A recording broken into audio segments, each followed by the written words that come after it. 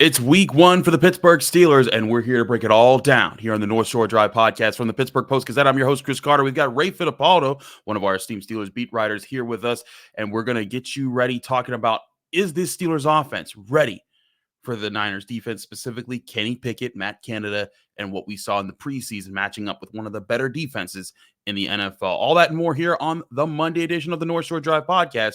I'm your host, Chris Carter. Let's get into it. You are now listening to the North Shore Drive podcast, a show on all things Pittsburgh sports from the writers of the Pittsburgh Post-Gazette, hosted by Christopher Carter.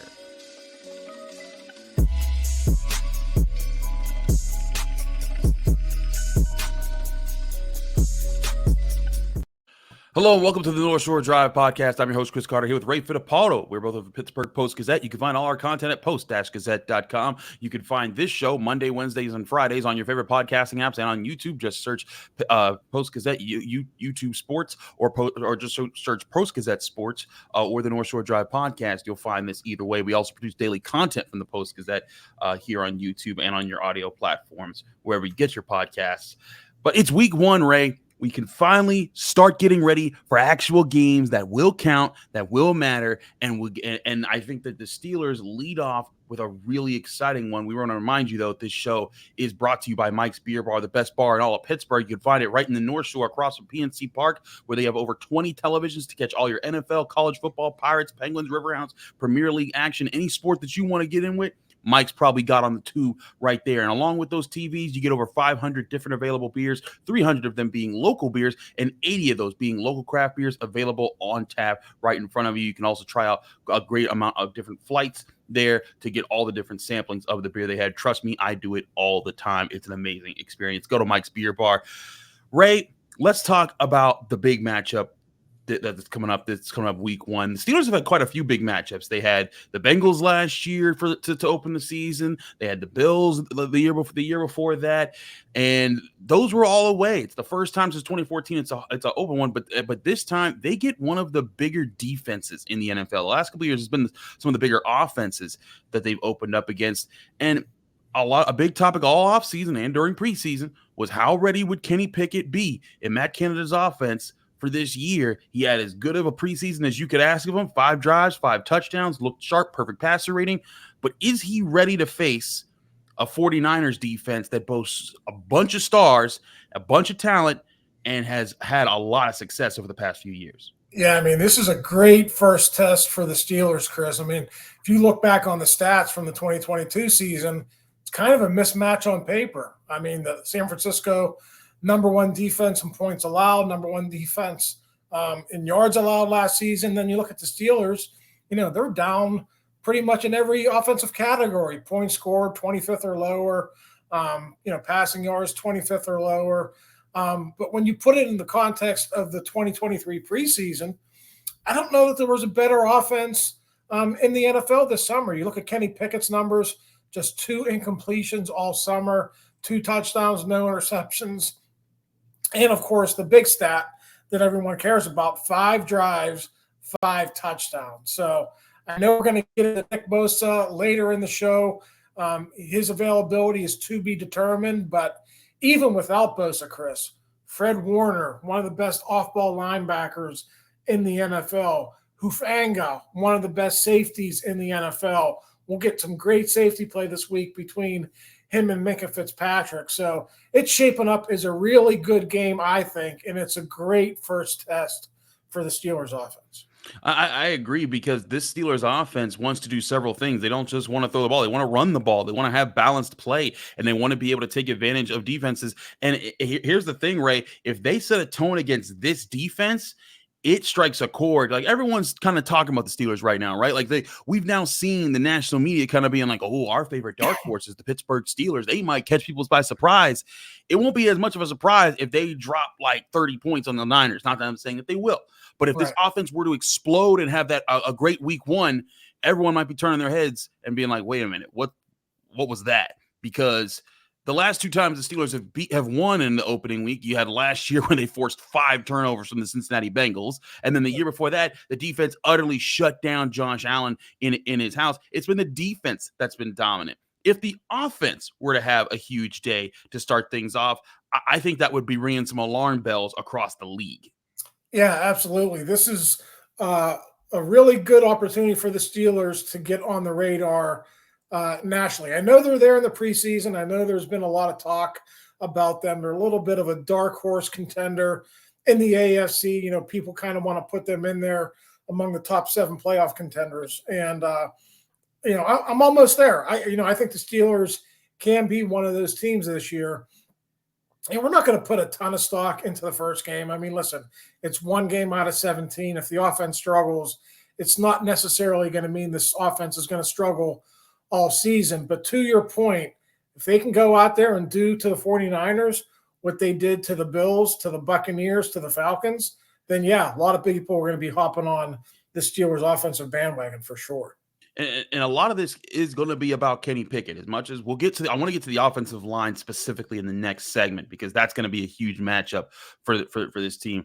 But Kenny Pickett showed the ability to read the field, to deal with pressure, to throw the ball on time, to throw the ball accurately, and to know how to get the ball in different ways to his different targets. We saw the jump ball he gave to George Pickens. We saw the perfect placement he gave to Deontay Johnson down the sideline. The back shoulder throw he threw to Pat Freiermuth. He seems much more well-equipped this year to deal with defenses and to counter what they do. And here's the thing, like you said, the Niners, they're a team, they have a talent across the board. They're a team that they love to disguise what they're trying to do. We saw him kind of see and understand what the Bills were trying to do to confuse him and their fake coverages and disguises. But again, it's preseason. Teams don't game plan as much for their opponents in the preseason. The Niners will be game planning for the Steelers. But I think one thing that the Steelers have on their side is nobody has seen the real offense that we're about to see this year. Last year, they were extremely conservative. Kenny Pickett was a rookie quarterback. And now I think you're going to see a version of Kenny Pickett that there might not be a whole lot of tape on for the NFL to study. Yeah, I mean, everybody thinks, and I think they will be, I think you'll see the run-pass ratio be close to 50-50 this year. I think it'll be a good ratio for the Steelers. But everyone thinks they're going to be this smash mouth physical football team. And I think they want to be that in a lot of ways. But what does Matt Canada always say when we ask him about his offense and opposing defenses? He's going to take what's given to him. And this is a San Francisco 49ers defense that was really good against the run last year. They got a lot of those pieces back. And if there's one question about this team, honestly, it's the cornerback play. They don't have all pros on the outside. Now, they do in the back, they do at safety, and that's going to factor into this, but their corners are not as well respected as maybe other positions on that defense. So, you know, people can be thinking, oh, the Steelers are going to come out, they're going to run the ball a lot. They could come out and throw the ball a lot in this game. They might want to establish the pass before they can establish the run in this game just because of a matchup thing. So it's a fascinating first week 1 game. You know, as I said at the top, I think it's going to be a really good gauge on exactly where the Steelers offense is going into the 2023 season. We want to focus a little bit on the offensive line. Ray wrote about Nick Bosa and the challenge that he's going to bring to the Steelers in this week coming up here. Jerry Dulac also wrote about Pat Meyer. Let's focus on the offensive line in this next segment and what they're up against, because they're also facing a former Steeler in Javon Hargrave, and how well he's played in the NFL. We'll break that and more down here on the other side of this break on the North Shore Drive podcast. I'm Chris Carter. He's Ray Fittipaldo. But I want to remind you guys, this show is sponsored by Mike's Beer Bar, the best bar in Pittsburgh. I can't emphasize this enough. That's Mike Beer Bar on the North Shore. Whether you're in for Steelers or Pirates or a Pitt game, Mike's Beer Bar is right across the street from PNC Park, and the best thing to do when you're in the North Shore, not attending a sporting event, but trying to get ready for it or having a few drinks or a dinner after the game. They have over 20 televisions, so you can catch all your NFL, college football, Pirates, Penguins, Riverhounds, and Premier League action right at Mike's. But also, if you come in, again, they have over 500 different available beers. And I mean over 500 different available beers. You'll never run out of selections. And if you want to try different local things that are in the area, they have 300 different local beers available, 80 different local craft beers available on tap right in front of you. One thing I love to do is I go in and I order a flight, and you get 4 different beers that you can try out. If you want to try out a sour, if you want to try out a stout, if you want to try out an IPA, a summer beer, a Kolsch, whatever you want to try, Mike's is going to help you find your taste for the different types of beer. They have a great selection. They also have great food. Try their Steak on a Stone for an awesome meal where you'll get your choice cut of steak, and you can heat it up right in front of you on a heated stone where you cut a piece off, press it into the stone. You can heat it to whatever temperature that you want your steak to be cooked at. It's a great night out in Pittsburgh. Come to Mike's Beer Bar and get your sports fix and experience the best bar in Pittsburgh, and tell them Chris sent you.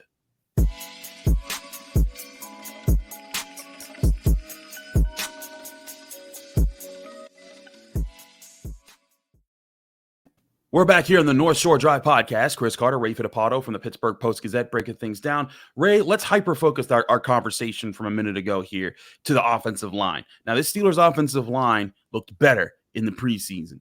It looked better at the end of last season. They've added Isaac Seumalo. Broderick Jones isn't a starter yet. Dan Moore Jr. kind of held down the fort in preseason. But Dan Moore Jr. is about to go up against Nick Bosa. And maybe this plays a role into why we're not going to see Broderick Jones right away this year. Because not only you got Nick Bosa, you got Myles Garrett, you got Max Crosby, you got a litany of edge rushers that are be coming off that left side that are going to be dangerous to Kenny Pickett. And you want a veteran who's faced some of these guys before, especially Myles Garrett and Dan Moore Jr. ready for there. You wrote about Nick Bosa and the challenge that he's going to bring, Ray.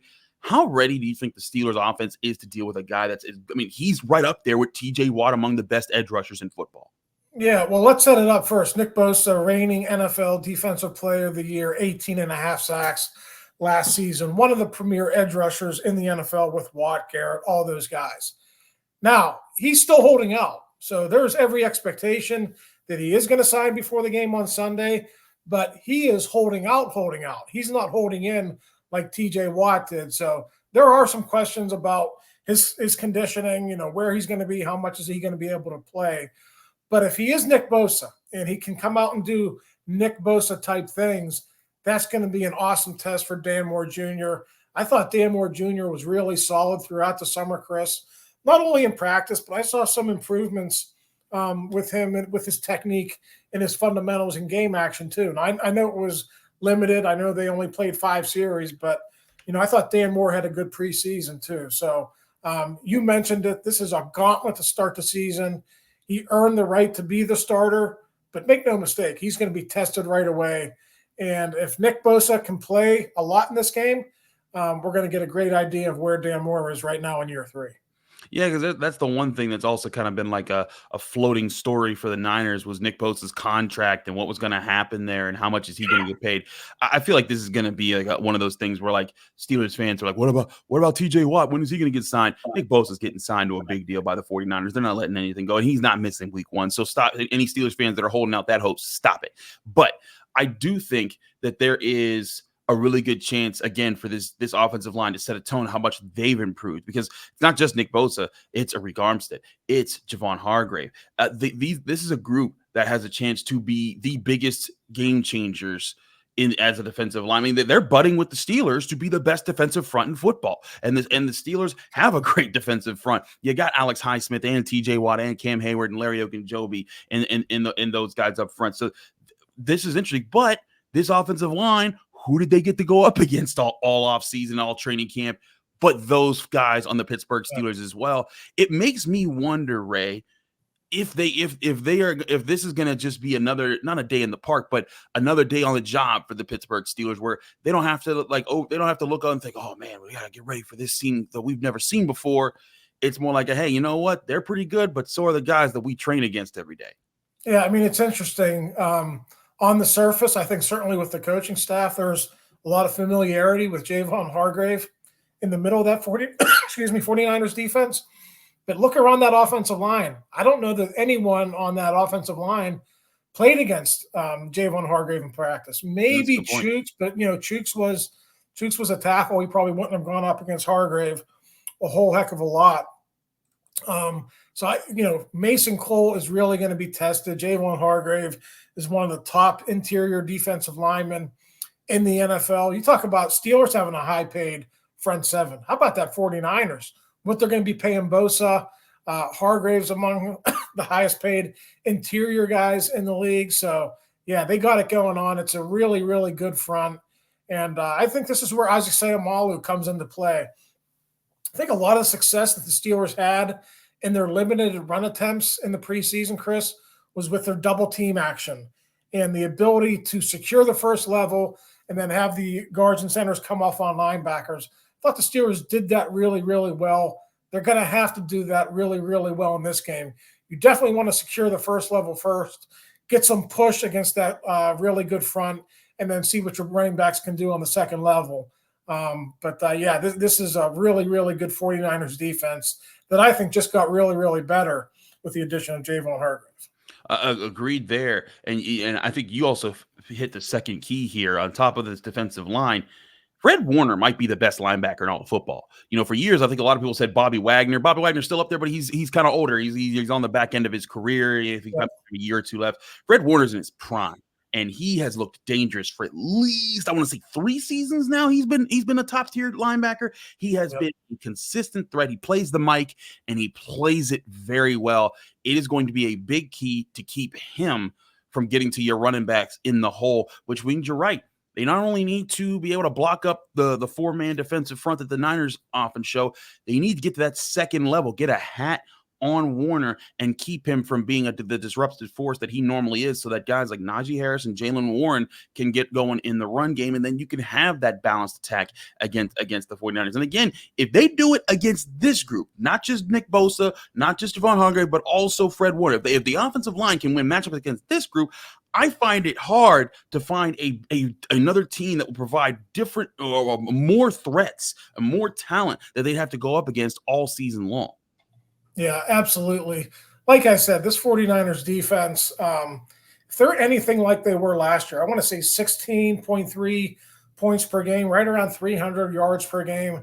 I mean, they were a chore every single week. And they found a way at the end too. I give them credit.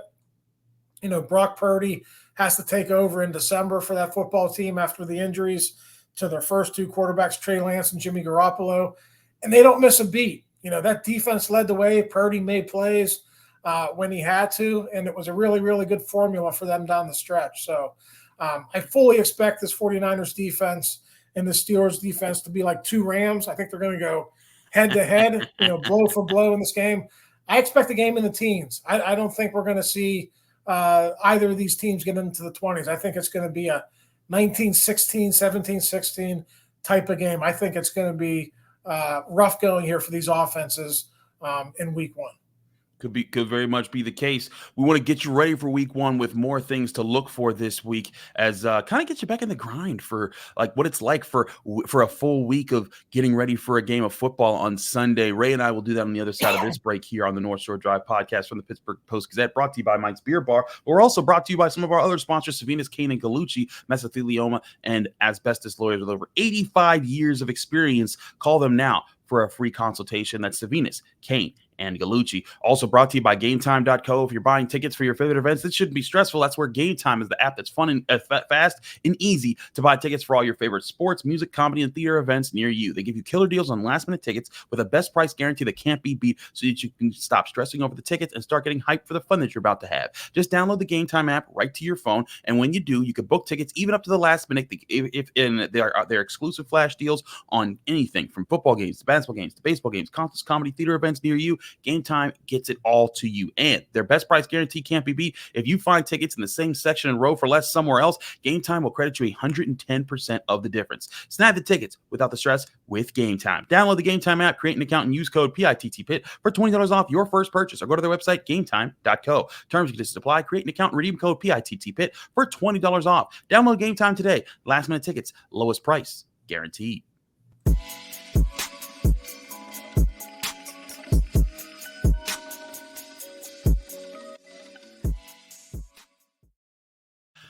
Back here on the North Shore Drive podcast, Chris Carter, Ray Fittipaldo from the Pittsburgh Post-Gazette, post-gazette.com for all of our content. Ray, let's get cracking here on on the first week. Now, just a reminder for how things work: the Steelers will be practicing Monday, and then there's Tomlin Tuesday, where we get to talk to him for the first pregame press conference of the year. Ray, are there any big questions on your mind for Mike Tomlin as far as how the offseason went? Maybe some players that you're looking to hear from injury-wise, anything there that the Steelers fans need to be aware of?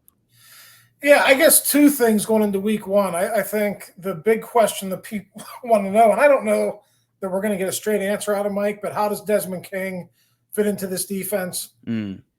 Was he required to be a starting nickel? How soon would that happen? Is he merely a depth piece who could play inside and outside? That's one. And then number two is the health of Larry Ogunjobi. He didn't play in any of the preseason games. Hasn't practiced a lot the last couple of weeks since they broke camp. What kind of shape is he in? They did not put him on IR to start the season. If they would have done that, then he would have had to miss 4 games. So I suppose that is good news, but we don't really have a great handle yet either on how much he's going to play in week one, or even if he's going to play in week one. We just haven't seen him out there a lot lately.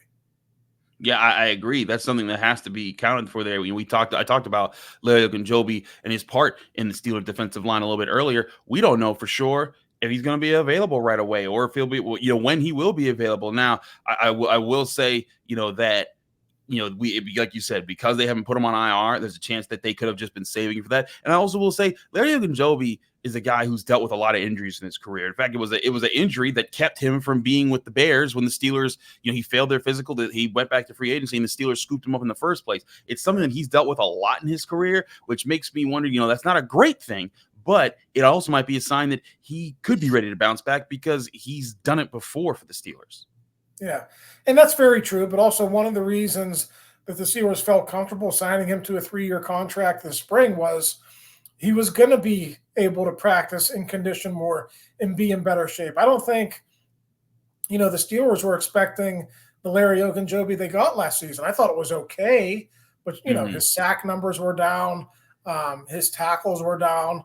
What we talked about with Mike Tomlin over the offseason was, he was pretty much like, hey, wait, Larry's healthy now. He's going to have the full offseason to condition. He'll be much better. Well, that really hasn't gone as planned. The summer didn't go as planned for Larry as far as playing time and practice time. So are we going to be back to what we got last year? Can he somehow piece it together and be better than he was last year, even if he doesn't practice a lot? I think those are all questions that we need Mike to address here on Tuesday, and, Larry throughout the week as well. Let's also talk about, real quick, the Desmond King point here that you mentioned. He could line up in a lot of different spots for the Steelers. What does he do for the secondary right now? Because Minka Fitzpatrick is a starting safety. Devontae KZ rolls in there. Keanu Neal's kind of like your dime backer. You could bring him in and you could kind of rotate between 3 safeties with him. Joey Porter Jr., Patrick Peterson, and Levi Wallace are your top corners, but they kept both Elijah Riley and Shannon Sullivan, both who have shown that they can play in the slot on top of Patrick Peterson. But getting a Desmond King, to me, just looking at how he's been used in recent years, it kind of puts the idea that you're not going to have Patrick Peterson in the slot much this year. If you got both Shannon Sullivan and a Desmond King, and then you have Elijah Riley who can rotate into this spot, what does the addition of Desmond King do for this secondary in your mind? Yeah, I think first and foremost, it does give you more depth on the outside. You actually have a 4th guy who can play on the outside now, because Shannon Sullivan didn't really offer that as a number 4 corner. So you do have that flexibility, but you're right. Desmond King has played in the slot. He's done it pretty well throughout his career, and he gives the Steelers options on the inside now. I didn't think Sullivan or Riley played poorly in the preseason. I thought they both had their moments, Chris, but if you're looking for pedigree, if you're looking for guys who have maybe performed at a higher level in the NFL, then certainly King would be that guy. So like I said at the top, to me, it's a matter of how quickly can he acclimate, how quickly can he learn this defense. I think more importantly, how quickly can he earn the coach's trust to go out there and do what he has to do. So you're probably right, like that whole talk about Peterson in the slot, maybe that goes away a little bit, or maybe, Chris, maybe it's okay, we have another chess piece. Maybe we can go Patrick Peterson as a bigger slot against bigger receivers, and then maybe we can bump Desmond King outside if need be. I think Austin and Tomlin are still going to try to devise ways to do that, but again, I think King is probably best suited to help this team right now on the inside in the slot. I'm right with you. The way that he plays, he's also he's a smaller but stockier guy than some of their corners. They've opted to get some of these longer corners in here: Levi Wallace, Joey Porter Jr., Patrick Peterson, guys with longer arm spans. Desmond King's more of that smaller size, but he's also thick and physical. He likes to hit. He likes to get put his nose in the dirt and go get tough tackles, and that's something the Steelers do one other slot. You think back to that's what Mike Hilton did for so many years. That's what they kind of tried to do with Arthur Maulet. It didn't take as well. And Desmond King's a guy that's made. He's been an All-Pro, granted as a returner, but he's also been a guy who's made plays on the football. In fact, last year you saw him kind of stepping up. I believe he was with the Texans and made a couple of interceptions there. He's not going to be the game changer. He's not going to be the X factor, but I do think he adds another role player to a defense that already has the stars that are going to set the tone. They just need more role players to fit in well, and he's another veteran who could very well do that. Yeah, I mean, listen, secondary depth, specifically cornerback depth, was a concern before they got King. Let's see what he brings. Maybe he will be the missing piece. James Pierre is still on the roster, but maybe this just makes you a little bit deeper. So James Pierre is strictly a special teams player, and then you have more experienced guys who have done it at a higher level should there be injuries. And we all know what happens, Chris. How many cornerbacks and defensive backs did the Steelers go through last season? It gets tough with injuries, especially in the back end, the way those guys run, the way those guys unfortunately come down with soft tissue injuries. So you got to be deep in the back end, and this acquisition certainly made the Steelers deeper and I think better in the secondary as well. Absolutely. All week long, we'll be getting you ready for Steelers-Niners Week 1, the showdown at Acrisure Stadium with our full Steelers team, Ray Fittipaldo, Brian Batko, Jerry Dulac. They'll be at the facility all week long, getting you all that news. Get that news at post-gazette.com. Subscribe there to get all the news content through our paper, but also subscribe here to the North Shore Drive podcast for free on YouTube, on all your different audio platforms. Again, Chris Carter, Ray Fittipaldo, thanks so much for joining us here. Like this video if you enjoyed it. Subscribe to this channel to get all of our Monday, Wednesday, Friday episodes of the North Shore Drive podcast, as well as our daily content getting you ready. If you saw Pitt's beatdown of Wofford and wonder if they're ready for a team like Cincinnati, we'll have our Pitt mailbag between me and Noah Hiles coming out tomorrow on our Tuesday show there, as well as tons of other content talking Pittsburgh sports right here for the Post-Gazette. Again, from Chris Carter and Ray Fittipaldo, have a great start to your week, everybody. We'll see you Wednesday talking more Pittsburgh Steelers right here on the North Shore Drive podcast. Thank you for tuning in to another episode of the North Shore Drive podcast from the Pittsburgh Post-Gazette. If you watch this video on YouTube, please like the video and subscribe to our channel. For 3 months of digital access to post-gazette.com at 99 cents, click the link below in the description.